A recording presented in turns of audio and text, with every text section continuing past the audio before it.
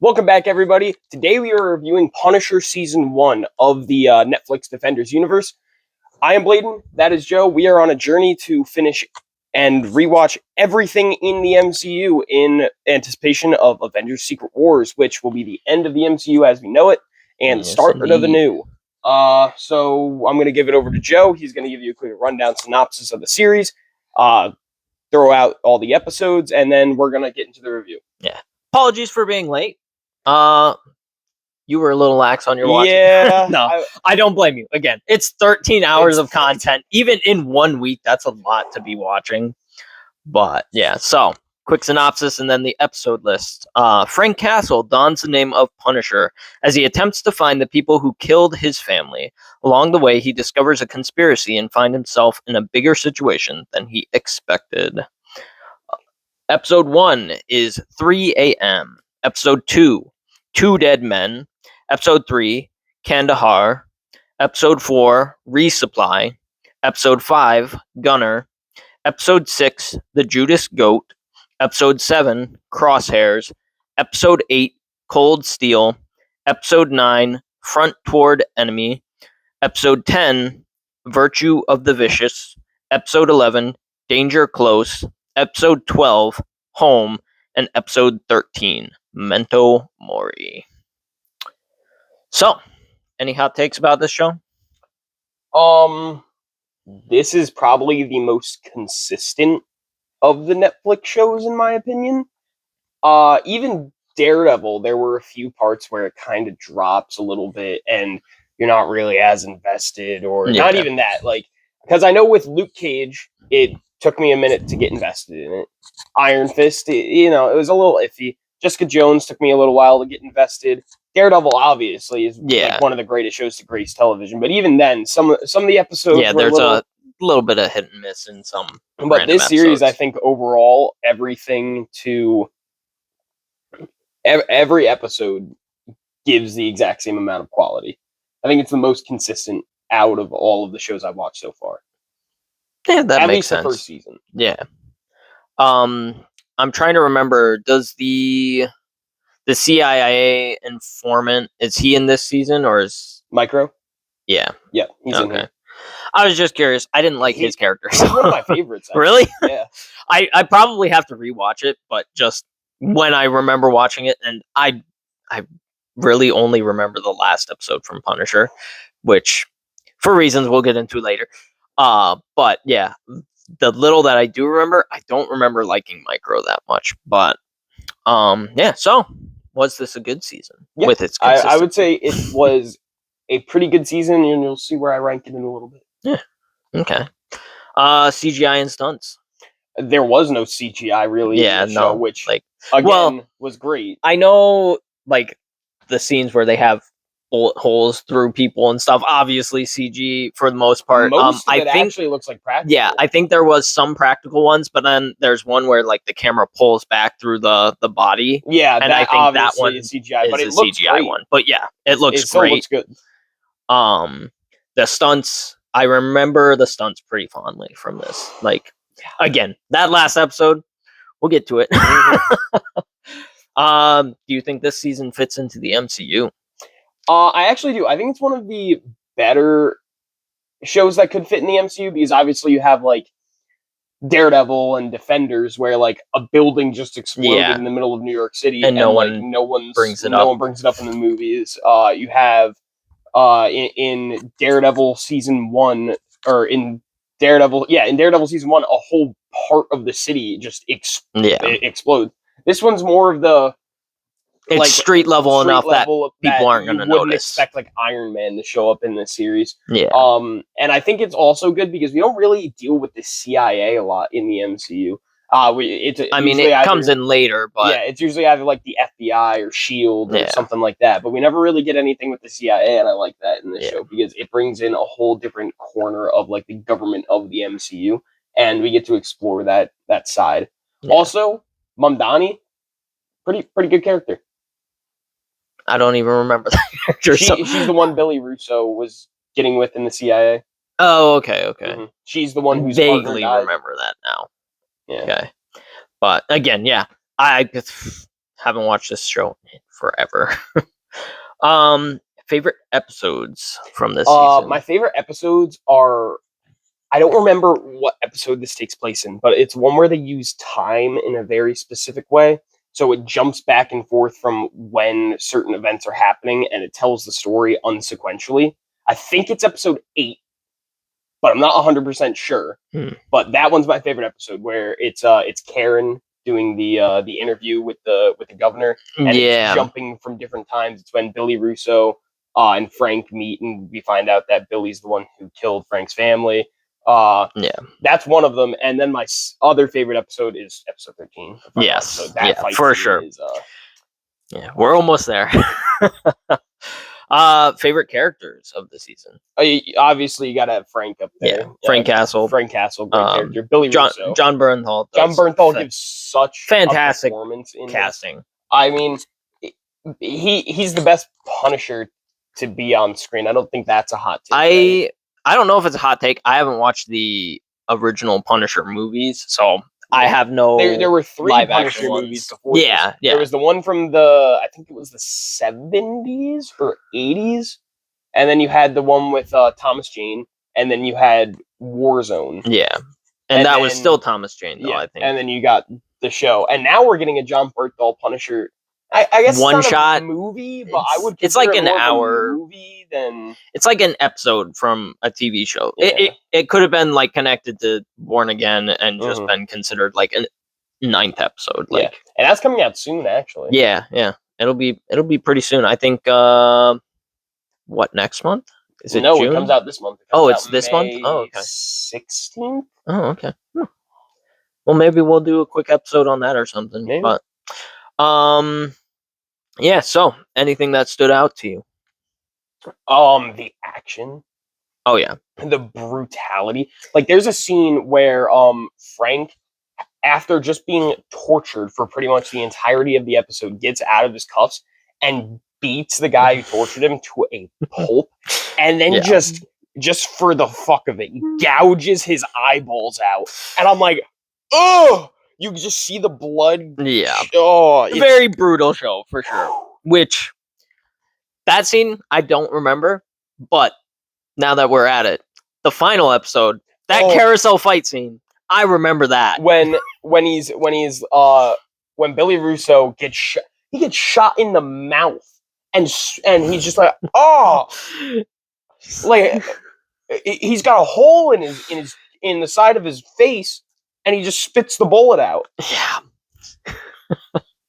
Then you have, personally, I think maybe the most memorable scene out of the entirety of the Netflix shows, at least for me, is the face into the mirror and then sliding it down, and it's like, it's like every nerve in your body is like. So what happened? How it happens sequentially is Billy Russo has him pinned up against the mirror. He's slamming him into it, and Frank picks up a broken piece of mirror and just stabs him in the gut with it. Yeah. Then Billy pulls it out, and he goes to try and attack Frank again. Frank dodges and smashes his face into the window, and just grabs his face and just runs it right across the broken glass, and he's screaming. And then he just pulls him off of the mirror, punches him in the face, and then just starts slamming his face back into the mirror. Yeah, just like, that scene. And then when stuck with me. And then when he's done, he's laying on the floor, and there's a mirror stuck in his face, and I'm like, oh. Yeah, no. I can't wait to see him come back in season 2 and see his face. Season 2, I don't know if I ever watched Punisher season 2, but I don't know if I'd say I'm excited for the one shot, because I feel like they're going to pull a lot back from the brutality. I have seen the trailer, but simply because it's leading directly into Brand New Day, I think they're going to hold back a little bit more. I don't think so. I think because it's leading into Brand New Day, they're going to lean all the way into the brutality. The show differing its own. Because I haven't watched Daredevil Born Again season 2 because I'm waiting to do it for the first time when we review it on the show, and because I want to watch all the seasons of Punisher, Defenders, the whole Defender saga before I get to Daredevil Born Again Season 2. Yeah. That's when obviously they're all coming back. Yeah. Well, they're all coming back in Season 3, but leading up to it is Yeah. Season 2. I mean, And- most of them come back at this point. Like, Yep. didn't Luke Cage show? Luke Cage showed up in Yeah. the final episode, I'm pretty sure. But Yeah. even just out of clips that I've seen from Daredevil Born Again Season 2, it is brutal. Yeah, I think all the clips that I keep seeing are Kingpin. Kingpin just making random noises. Yeah. Like, and it's so funny, but at the same time, it's like, I mean, yeah, like the Karen scene where she's in the jail cell. Ah! That's it. And then he just walks away, and then that busting out so laughing. in I'm like, oh my the gosh. scene where he goes boo at somebody, right after that, he punches the guy in the face, and his face basically explodes. And then he picks another person up and slams his back across the pillar. You see his entire body fold in half. They aren't pulling punches anymore, and I applaud Disney for that. And I hope they bring the same mentality, and I feel like they are going to. I hope so I think that's why they Punisher, made but Daredevil Born Again Season 2 so brutal, is to get the audience ready for the Punisher one-shot. Yeah. But, again, I know even if they don't hold back for the Punisher one-shot, they're obviously going to hold back for Brand New Day. Yeah, but I also don't and again, I'm not having a problem with that. Yeah, but I know they will pull back for Brand New Day. Yeah. Not even against that. Yeah. Like, you want that movie to be more accessible to younger people. You want that to be a Spider-Man movie and not a Punisher movie. Yeah, for sure. So, anything else that stood out? The intro. I think this is probably my second favorite intro in the Netflix universe. Okay. One probably being Daredevil. Like, I mean, it's just that so music iconic. and the It's so iconic. paint dripping down. Actually, I and think it would everything, probably be two. I also do really love the Jessica Jones intro, where it's the paint. It's sort of like painted and it's like blur. I really like that intro. Yeah. But this is in my top 3 of the Netflix Daredevil universe shows. Yeah, the opening cinematic, I guess, would be the where best they way have to put the it's just like it shows you like a montage of like his arsenal, and then his arsenal forms the Punisher logo. Yeah, and that's then the right. bright light comes from behind it, and then it goes to the title. It's just really good. Yeah. So, what would you rank this season? I would give this season an A tier, and I think I'm gonna put it at the top of A for the shows. I'm not sure where I'm going to place it with the movies, but I think it's above all of the shows we've watched so far in the A tier. Yeah, that makes sense. And again, the little that I do remember of this movie, the brutality is on point. Like, it's a Punisher show. Yeah. It should be brutal. Like, and another thing that I wanted to add is that this show takes place in Queens, and we know after the events of Civil War that Spider-Man is also in Queens. Yeah. Meaning we could have got a Spider-Man Punisher crossover, which would have been pretty cool, seeing as Punisher was introduced in the Spider-Man comic. Yeah. And it's even cooler when you think Punisher is being introduced fully into the MCU in a Spider-Man movie. If you no, I was going to say if you consider it, Punisher would be the first, but no, Kingpin was the first because of Hawkeye. So I was going to say the first character who was like fully introduced in the MCU.